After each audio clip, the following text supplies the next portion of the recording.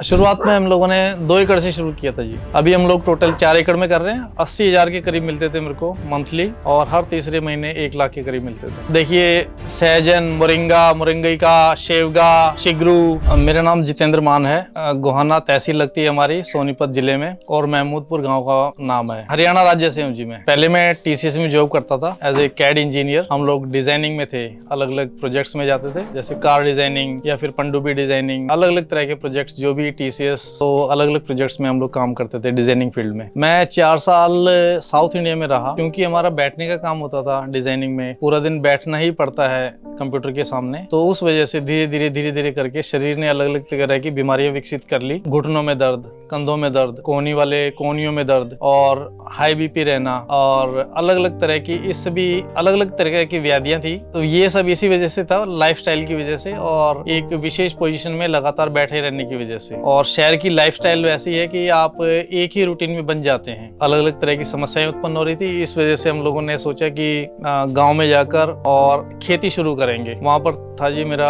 80,000 के करीब मिलते थे मेरे को मंथली, और हर तीसरे महीने 1 लाख के करीब मिलते थे। चैलेंजेस से ज्यादा ना हमें अपने लग रहा था कि सोसाइटी जो विभिन्न रोगों से ग्रस्त है, और मोरिंगा उन रोगों को बिल्कुल अच्छे तरीके से, प्रमाणिक तरीके से टैकल कर सकता है या समाप्त कर सकता है रोगों को। ये मेरे को तभी पता लग गया था जब मैं अपने TCS में काम करने के दौरान साउथ इंडिया में रह रहा था। वहां पर ये बहुत ज्यादा प्रचलन में है मोरिंगा। तब मुझे इसके औषधीय गुणों के बारे में पता लगा, और मुझे साफ साफ दिख रहा था कि जितनी, जैसे गठिया, माइग्रेन, हड्डियों में दर्द, जोड़ों में दर्द, जोड़ों में सूजन, थायराइड, दमा, नजला, पेट में ulcer, diabetes, high blood pressure, हड्डी टूट जाती है, जुड़ती नहीं है, और आजकल सबसे ज्यादा समस्या चली हुई है हार्ट अटैक की और पैरालिसिस की। लोगों को पता नहीं है, यदि वो अपनी डाइट में मोरिंगा का प्रयोग करेंगे तो ये इन सभी चीजों को प्रमाणिक तरीके से मोरिंगा 12 से 15 दिन में समाप्त करने लग जाता है। ये सभी रोग इससे ठीक होने लग जाते हैं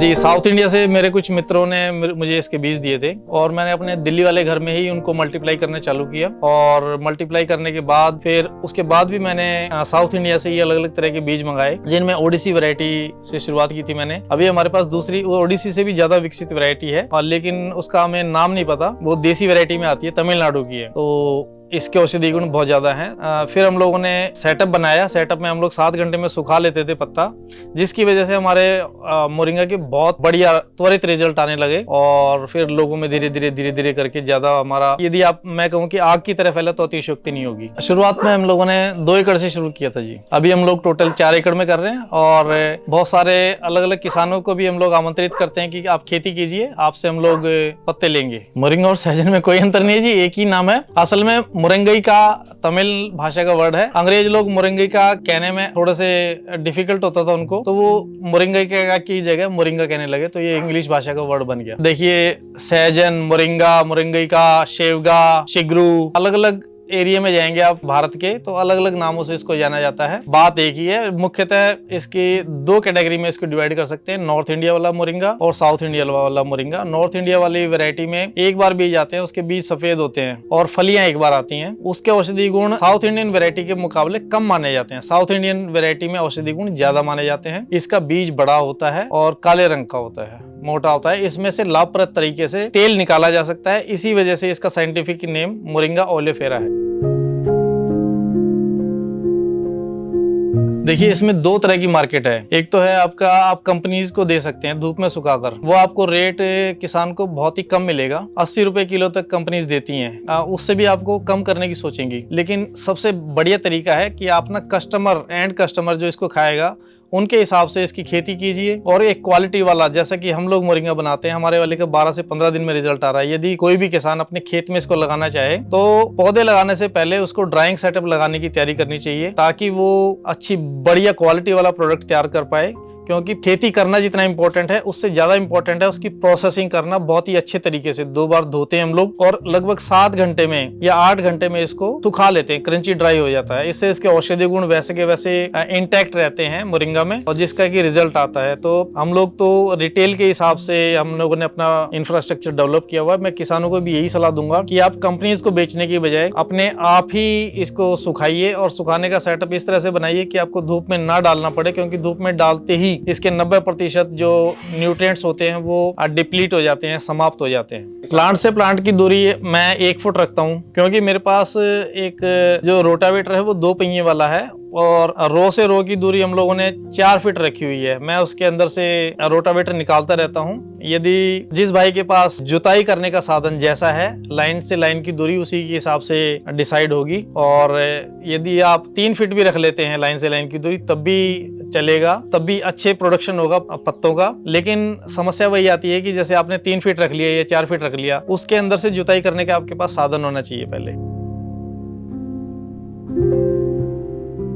और पौधे से पौधे की दूरी आप 1 फीट भी रख सकते हैं। इससे ज्यादा जितना बढ़ाएंगे पौधे आपके उतने ज्यादा हेल्दी रहेंगे। अगर 1 फीट से कम रखे, 1 फीट के करीब भी रखेंगे तो भी आपकी पत्तों की जो क्वालिटी है वो बहुत बढ़िया रहेगी। पौधों की जो गर्थ है, मतलब कि उसकी जो मोटाई है वो हो सकता है कि कम बढ़े, लेकिन पर यूनिट एरिया पत्तों का जो क्वांटिटी है वो आपकी ज्यादा आएगी। अब वो हम लोग आप कैलकुलेट कर सकते हैं। मैंने इसकी लंबाई पौधे से पौधे की दूरी बता दी है, लाइन से लाइन की दूरी बता दी है। खर्चा तो जी देखिए, आप मेड़ बनाइए, डायरेक्ट उस पर सीडलिंग कर दीजिए। यदि आपकी मिट्टी भुरभुरी है तो आपको 10-15 दिन तक नमी रखनी है हल्की हल्की, वो आपके पौधे अंकुरित हो जाएंगे। यदि हमारे जैसी मिट्टी है बिल्कुल सख्त है तो आपको अलग से पहले नर्सरी लगानी पड़ेगी, उसके बाद उसका पौधारोपण करना पड़ेगा। इसमें ज्यादा खर्चा आएगा। तो खर्चे के बहुत सारे पैरामीटर्स हैं जिनको आप सिंपल एक डेफिनेशन में बांध नहीं सकते। 3 किलो के करीब आपका बीज लग जाएगा। 2000 रुपए किलो के हिसाब से यदि एवरेज मोटा मोटा माने तो 2-6 इसके हो गए। और नर्सरी लगाने का खर्चा लगा लीजिए, या फिर अगर डायरेक्ट आप लगाते हैं और पानी देना है आपको तो 10-12 हजार में हो जी। जुताई वगैरह इसकी अलग से रह गई है जी। बिजाई ही सबसे ज्यादा सर्वोत्तम है, क्योंकि जैसे आप कटिंग से,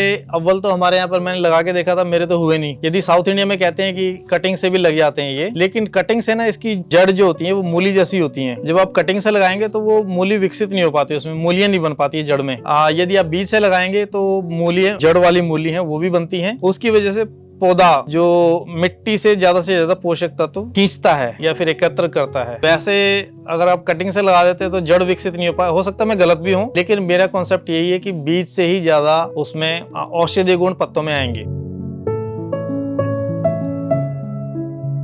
हमारे पास सोर्स तो है नहीं। साउथ इंडिया में बहुत सारे लोग हैं जो बीज पर काम कर रहे हैं। आप यूट्यूब पर देख के किसी भी विश्वसनीय स्रोत से बीज ले सकते हैं। सबसे बड़ी बात देखने वाली यही है कि बीज आपका उतरा हुआ ना हो। उतरे होने से मतलब है कि पुराना बीज ना हो। हमने भी कई बार धोखे से पुराना बीज लगा दिया, उसमें हमारी जर्मिनेशन कम आई। हम लोग इसी बात का सबसे ज्यादा ध्यान रखते हैं कि बीज फ्रेश हो।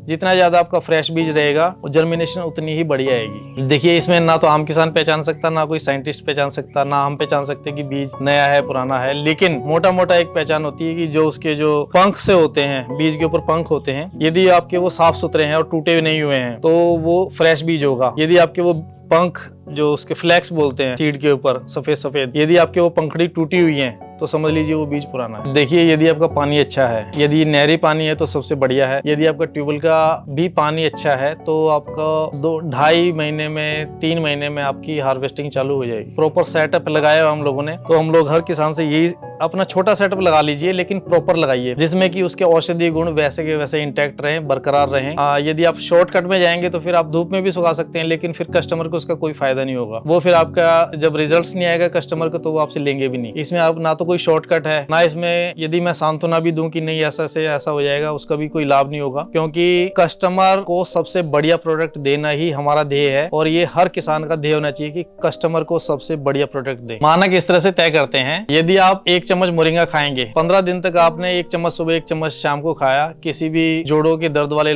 पेशेंट को दिया, तो वो 10 से 12 दिन में 10 में से 8 लोगों को रिजल्ट आने लग जाते हैं। सारे जोड़ों के दर्द समाप्त होने लग जाते हैं। इसमें आपको बारीक तरह से कुछ भी नहीं सोचना, ये बहुत ही अच्छी तरह से काम करता है मोरिंगा। ये एक चमत्कार की तरह काम करता है। यदि आपका बढ़िया तरह से बना हुआ है, 10 से 12 दिन में लोग ठीक होने लग जाते हैं। तमाम तरह की बीमारियां जो एलोपैथी में भी ठीक नहीं हो पाते, इससे प्रमाणिक तरीके से ठीक हो रही है। और हमारे पास उसकी ऑडियो रिकॉर्डिंग्स भी हैं, देख सकते हैं कि किस तरह से चमत्कारी रिजल्ट आते हैं अच्छी तरह से बने हुए मोरिंगा के। नॉर्थ इंडिया में 4-5 महीने का विंटर का सीजन होता है और ये समर लविंग प्लांट है।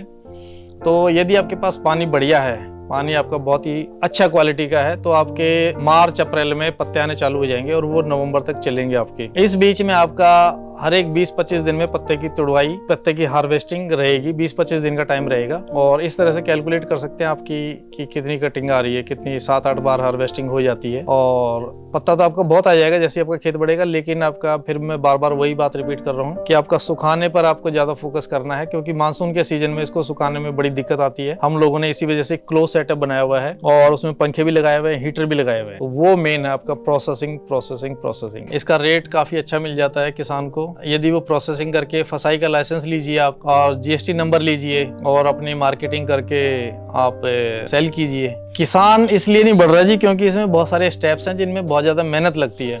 इसमें आपको ना डेली काम करना पड़ता है, क्योंकि हमारे गांव में, मैं अपने गांव की बात बताता हूँ कि लोग बोलते हैं कि इतनी मेहनत करने से फायदा क्या, यदि क्योंकि किसान को लत पड़ चुकी है आराम की, वो सारा काम मशीनों के द्वारा ही करना चाहता है और मेहनत नहीं करना चाहता। सिर्फ ये मुझे तो यही कारण दिखता है कि किसान सक्सेसफुल नहीं हो रहा। ना तो वो दिमाग लगाना चाहता है, ना वो जमीन मतलब उसके जमाने के हिसाब से चलना चाहता है, ना वो एंड कस्टमर को अच्छा प्रोडक्ट देना चाहता है। वो सिर्फ चाहता है कि मशीनों से आपका सारा काम हो जाए और वो उठा के मंडी में पटक दें उनको और मंडी उनको बहुत सोने के भाव रेट दे दे। लेकिन ऐसा कभी नहीं होने वाला। आप जब तक सीरियस नहीं है, डेली की डेली आपकी काम करने की नीयत नहीं है, और सबसे बड़ा फैक्टर है कि आप कस्टमर को, एंड कस्टमर को प्रोडक्ट देना चाहते हैं और वो सबसे अच्छी क्वालिटी का देना चाहते हैं, तो फिर कस्टमर आपको आपके हिसाब से ही पैसे देगा। अदरवाइज इसका शॉर्टकट हमें नहीं पता। इसमें देखिए समर लिविंग प्लांट है मोरिंगा, सर्दियों में डोरमेंट अवस्था में चला जाता है, तब आप सर्दियों वाली कोई भी फसल ले सकते हैं। जैसे कि मिल्क थीसल एक बहुत ही प्रॉमिसिंग क्रॉप है। मिल्क थीसल का सीड आप हमें भी दे सकते हैं और उसकी बहुत ज्यादा डिमांड भी है। यदि जिनके पास जमीन वैसी है, थोड़ी सी मतलब कठोर नहीं है जमीन, जो सख्त नहीं हो जाती है, उसको हमारे यहाँ रोसली जमीन बोलते हैं, भुरभुरी जमीन बोल सकते हैं आप, रेतीली जमीन बोल सकते हैं, उसमें आप अश्वगंधा की या फिर जो भी जड़ वाली फसलें हैं उसकी खेती कर सकते हैं। मोटी तौर पर यदि आप औषधीय, कोई भी किसान औषधीय फसलों की खेती करेगा तो उसमें ज्यादा मुनाफा है बाकी सब्जियों की खेती करने से या गेहूं दान करने से। जंगली जानवरों का तो ना तो मोरिंगा में कोई नुकसान है, ये मिल्क थीसल को नहीं खाएगा, अश्वगंधा को नहीं खाएगा। जितनी भी चीजें हम लोगों ने देखी है ना आपकी शतावरी को खाते हैं, तो मुझे तो नहीं लगता है कि जंगली जानवरों से नुकसान है। जैसे कोई चलता चलता नील गाय जो है वो एक मुंह मारेगा उसमें, बाकी आपने स्वयं देखा है, देखिए हमारा कहाँ नुकसान हुआ है।